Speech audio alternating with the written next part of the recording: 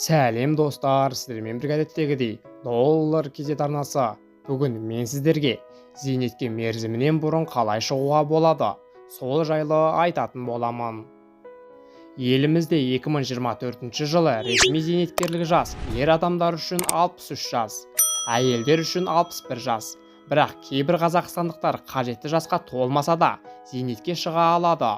Олай болса, кімнің мерзімінен бұрын зейнетке шығуға құқығы бар екенін біле отырыңыздар. Зейнетке ерте шығуға кімдерде мүмкіндік бар? 7 жылдан астам қауіпті өндірістерде жұмыс істейтін қазақстандықтар 55 жастан бастап, олар арнайы әлеуметтік төлемді алу үшін зиянды өндірістегі қызметінен босатылады, немесе жеңіл жұмысқа ауыстырылады. Қауіпті өндірісте кемінде 5 жыл жұмыс істейтіндер, ерлер үшін де, әйелдер үшін де 50 жастан бастап. Еңбек сіңірген жылдары бар, яғни белгілі бір кәсіби қызметте еңбек өтілі бар азаматтар, мысалы құқық қорғау органдарының қызметкерлері, әскери қызметкерлер, ерекше маңызды және құпия хат-хабарларды көрерлері. Алайда кейбір құқық қорғау органдарының қызметкерлеріне жасы бойынша немесе еңбек сіңірген жылдары үшін зейнетақы төлемдері ерте тағайындалмайды. Олар Конституциялық соттың өкілеттіктері лауазымда болу мерзімінің өтуіне байланысты тоқтатылған. Ай сайынғы өмір бойы күтіп бағуды алатын судьялар, ай сайынғы өмір бойы қолдау алатын отставкадағы судьялар. Сонымен қатар еңбек сіңірген жылдары үшін 2012 жылдан бастап арнаулы атақтарға, сыныптық шенділерге ие болу және нысанды киім кию құқықтары жойылған азаматтар.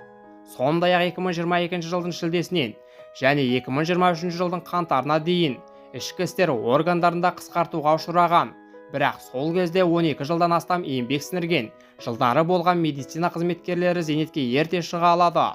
Оған қоса, оларға тергеу изоляторында немесе қылмыстық атқару жүйесінің мекемелерінде орналасқан медициналық ұйымдарда жұмысын жалғастыру туралы шарт қойылады. Әйел қандай жағдайда зейнетке ерте шыға алады? Қазақстанда 5 және одан да көп бала туған немесе асырап алған және оларды 8 жасқа дейін тәрбиелеген әйелдер 53 жастан бастап зейнетке ерте шығады.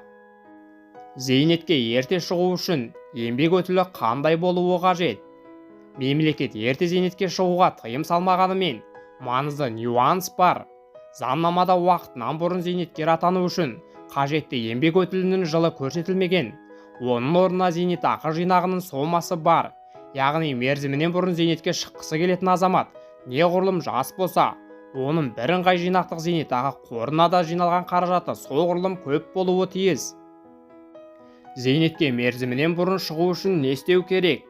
Зейнетақы төлемін ерте алу мүмкіндігі заңнамада тек зейнетақы аннуитеті ретінде қарастырылған.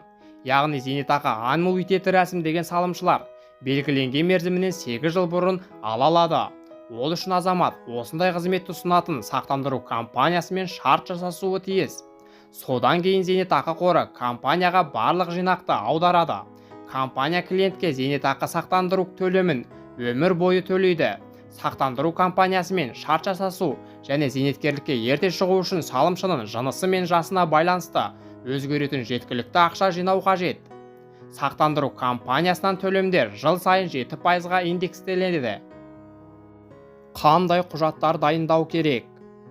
Төлемдерді алуға өтінішті бірыңғай жинақтаушы зейнетақы қорынан міндетті зейнетақы жарналары, міндетті кәсіптік зейнетақы жарналары есебінен қалыптасқан зейнетақы жинақтарынан зейнетақы төлемдерін жүзеге асыру қызметіне электрондық үкімет порталы арқылы беруге болады.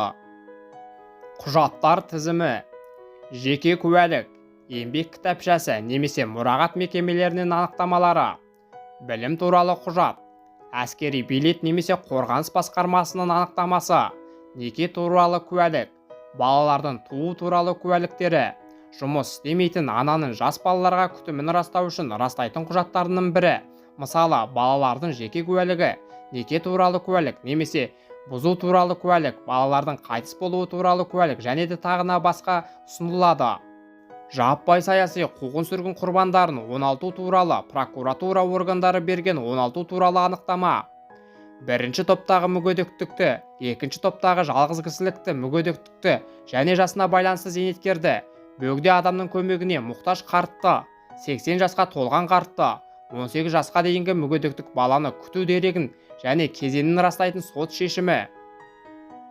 Жұбайының зайыбының шетелде тұрғанын растайтын құжат. Әскери қызметшінің жұбайының зайыбының арнаулы мемлекеттік орган қызметкерлерінің мамандығы бойынша жұмысқа орналасу мүмкіндігі болмаған жерлерден тұрғынын растайтын құжат.